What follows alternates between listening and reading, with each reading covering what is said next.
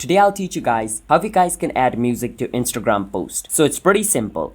You want to click on plus at the bottom of your screen and choose the post which you want to upload. After you choose the post, click on next at the top. From over here you will see a music icon at the top. Click on it. Now from here you can choose the music which is available over here, or you can always click on search at the top and search for the music. After you search for the music, let's say I'm going to search for a Billie Eilish music. I'm going to search for it and I'm going to choose a random Billie Eilish song. After I choose the song, at the bottom I can swipe through the song to see or to choose which section of the song do I want to display on my post. So I want to display this section of the song, and after I choose that, I'm going to click on done at the top right and click on next, and I'm going to click on OK, and I'm going to click on share at the top. Now the post will be posted with the music along with it. As you guys can see, let me show it to you once it's posted. But that is how you guys can add music. As you guys can see, now the post shows music at the top. So if you guys found our video helpful, hit the subscribe to our channel How to Guide. I'll see you guys in my next video. Bye bye until then.